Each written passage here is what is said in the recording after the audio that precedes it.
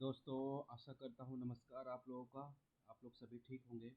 दोस्तों, आज का एक टॉपिक ऐसा है जिससे एक कहावत पे बेस है कि इतिहास सिर्फ दुनिया में एक बार बनता है और उसी को इतिहास कहा जाता है। सुप्रीम कोर्ट ने भी कुछ ऐसा ही काम एक किया है जो आज तक के इतिहास में एक इतिहास ही बना।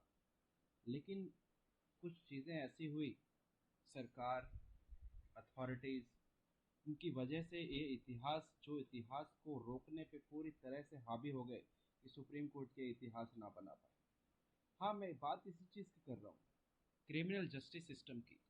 हमारे जुडिशियल सिस्टम में, जस्टिस सिस्टम में कोर्ट्स की गलती की नहीं, पुलिस की गलती की वजह से, इन्वेस्टिगेशन की खामियों की वजह से निर्दोष व्यक्ति जेल के अंदर है। आज मैं गारंटी के साथ कह सकता हूँ कि 90% जो लोग जेल के अंदर हैं वो दोषी नहीं है, और वो निर्दोष भी साबित होते हैं जब 20 साल 10 साल के बाद उनका केस ट्रायल कंप्लीट होता है। लेकिन तब तक के लिए वो जेल में रहते हैं। ये हमारी शर्म से डूबने वाली बात है। और बात इसमें रिस्पॉन्सिबल जुडिशरी नहीं है। जुडिशरी के सामने तो जो पुलिस लाएगी उस पर ही बात करेगी, जो आदमी लाएगा उस पर ही बात करेगी।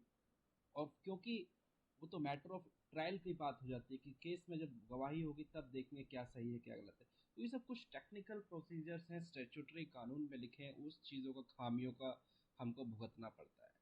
लेकिन जो सबसे इम्पॉर्टेंट चीज़ है जिससे ये सब चीज़ें कम हो सकती थी, वो थी कि हमारे देश में भी जैसे विदेशों में फॉरेंसिक साइंस होती है, एक साइंस होती है टेक्नोलॉजी की, साइंस की, एक ऐसा साइंस जो फॉरेंसिक्स की टेक्नोलॉजी की हेल्प की मदद से क्रिमिनल केसेस को सॉल्व करने में बहुत योगदान देता है। ऐसा टूल जिससे criminal cases with in month वो सॉल्व हो सकते हैं।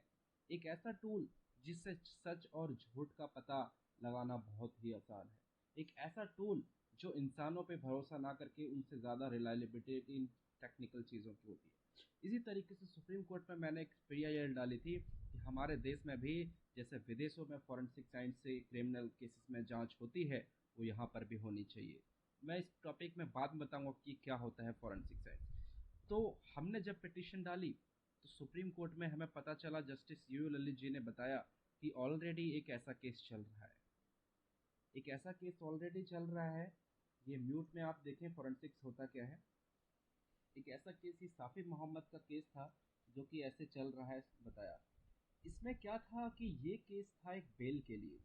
नारकोटिक्स के केस में, ड्रग्स के केसेस में ये बेल का मैटर था, जहाँ पे सुप्रीम कोर्ट ने एक इशू खुद से डेवलप किया कि क्या इन केसेस में, क्योंकि एनडीपीएस बहुत खतरनाक एक्ट होता है, आपके ऊपर केस लगा दिया, एफआईआर हो गई तो आप कई सालों के लिए जेल में रहेंगे जब तक आप निर्दोष साबित नहीं होते हैं, जब तक आपका केस नहीं चलता है। तो इसी चीज़ को डील करने के लिए सुप्रीम कोर्ट ने कहा कि क्या एनडीपीएस के केस में, जहाँ पे क्राइम होता है ड्रग्स वगैरह से रिलेटेड, जहाँ पुलिस पकड़ती है, उस सीन की अगर वीडियोग्राफी हो तो पुलिस जो झूठे केस बनाती है, झूठे गवाह, झूठे सबूत बनाती है, उस चीज़ में कमी आ सकती है, सच और झूठ का पता चल सकता है। तो इन सब चीज़ों की लिए सुप्रीम कोर्ट ने एक कमेटी बनाई और उस कमेटी को जो है डेवलप किया। और मैं सुप्रीम कोर्ट में इसलिए हूँ, आपको बताना चाहता हूँ इतने एफर्ट्स कि आप देखिए, सुप्रीम कोर्ट ने 30 मार्च 2017 से लेकर के ये देखिए 12 दिसंबर 2022 तक कितनी हियरिंग, कम से कम 50 केस की हियरिंग हो चुकी होगी। और 50 बार जो गवर्नमेंट ऑफ इंडिया है, उनके जो काउंसिल्स हैं और जो होम सेक्रेटरीज हैं और भी सारे स्टेट्स के हैं, कई बार सुप्रीम कोर्ट ने इनसे हाथ जोड़ के, मतलब गिड़गिड़ा करके रिक्वेस्ट करी कि भाई साहब आप लोग कुछ हमारे देश के लिए करिए, आप लोग कुछ एडवांस टेक्नोलॉजी हम लोग आपको सजेस्ट कर रहे हैं, आप उसको इम्प्लीमेंट करिए। देश में ये सारी चीज़ें कमी हो रही है, जो जस्टिस सिस्टम आज हमारा फ्लॉप पड़ रहा है, निर्दोष सारे जेल में हैं, उनको कैसे टोल अप किया जाएगा। तो उनका एक छोटा सा सुप्रीम कोर्ट जो निकाल के लाई कि एक मोबाइल एप्लीकेशन डेवलप होगी, हर पुलिस, हर इन्वेस्टिगेशन ऑफिसर इस मोबाइल ऐप का यूज़ करेगा। जहां भी क्राइम होता है पुलिस उसको जा करके वीडियोग्राफी करेगी, और जितने भी आसपास का क्राइम सीन है सबको वीडियोग्राफी, फोटोग्राफी करेगी।